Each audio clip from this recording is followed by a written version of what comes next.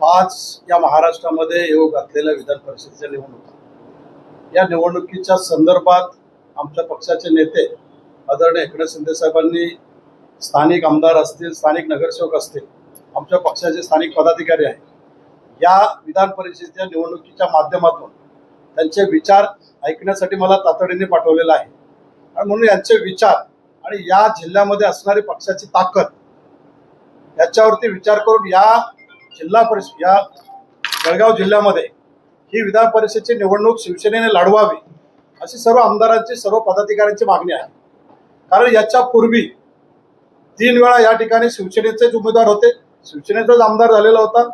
आणि म्हणून या ठिकाणी भाजपचे पण 5 आमदार आहेत, सेनेचे पण 5 आमदार आहेत. या ताकदीवरती आमच्या महायुतीतर्फे सेनेचा उमेदवार उभा करून या ठिकाणी प्रचंड बहुमताने निवडून येईल अशी ताकद आहे. आणि म्हणून हा विचार करत असताना पक्षाचे विचार, आमदारांच्या भावना, कार्यकर्त्यांच्या भावना हे आदरणीय एकनाथ शिंदे साहेबांकडे आम्ही मांडणार आहे. या जिल्ह्याचे पालकमंत्री, आमचे नेते गुलाबराव पाटील आणि मी स्वतः सर्व आमदारांसह आमच्या पक्षाचे नेते एकनाथ शिंदे साहेबांकडे हे विचार मांडणार आहे. आणि आमची ताकद आहे.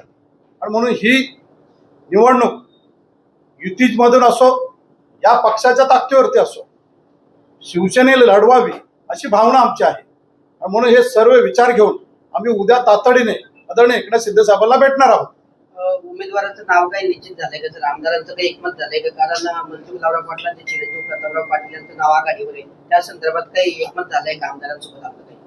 या सर्व भावना आहेत की या ठिकाणी शिवसेनेचा उमेदवार उभा राहायला पाहिजे. शिवसेनेचा उमेदवार शिवसेनेच्या आमदारांच्या ताकदीवरती, कार्यकर्त्यांच्या मेहनतीवरती, इथं असणारी आमची ताकद मतदारांची, या ताकदीवरती शिवसेनेचा आमदार निवडून येणार आहे हे आम्ही त्यांना सांगणार आहे. उमेदवारी शिवसेनेचा उमेदवार शिवसैनिक द्यावा एवढीच मागणी आमची. ते सर्व नेत्यांना आम्ही सांगणार. आमचे मुख्य नेते, महाराष्ट्राचे उपमुख्यमंत्री एकनाथ शिंदे साहेब ठरवणार. आणि जे आदेश ते देतील तो आदेश घेऊन आम्ही या जिल्ह्यामध्ये शिवसेनेच्या वतीने शिवसेनेचा उमेदवार उभा करून आम्ही निवडून आणणार आहे. या बैठकीमध्ये जे आहे उमेदवारांची नावं ते एकमत झालंय का? आणि किती उमेदवारांची नाव चर्चेमध्ये? सर्व आमदारांच्या, सर्व आमच्या पदाधिकाऱ्यांचं एकमत झालेलं आहे की या जिल्ह्यामध्ये शिवसेनेचा उमेदवार उभा करायचा, शिवसैनिक उभा करायचा, धनुष्यबाणावरती त्याला निवडून आणायचा, हे आमचं एकमत झालेलं आहे. बैठकीसाठी डायरेक्ट मुंबईहून जळगावला आले होते आपण. काय मी तर इथेच होतो ना, इथेच होतो. नाही इथेच होतो, गेलो नाही मी. आता चाललो. स्थानिक पातळीवर भाजपची काही आपली बोलणी झाली का? जागा कोण बघेल? हे बघा, ते संपर्क प्रमुख आणि त्यांच्या बाबतीमध्ये ते विषय शिंदे साहेबांकडे मांडतील. हा शेवटी संपर्क प्रमुखांचा विषय आहे. चिरंजीवांचं नाव आपल्याकडून मागणी झालेली आहे, मात्र त्या संदर्भात काही एकमत झालंय का आजच्या बैठकीत? कारण उद्या शिंदे त्यांनी सांगितलं की शिवसैनिक उमेदवार राहील. आता काँग्रेसचा तर राणा प्रताप काही काँग्रेसचा नाही. शिवसेनेमध्ये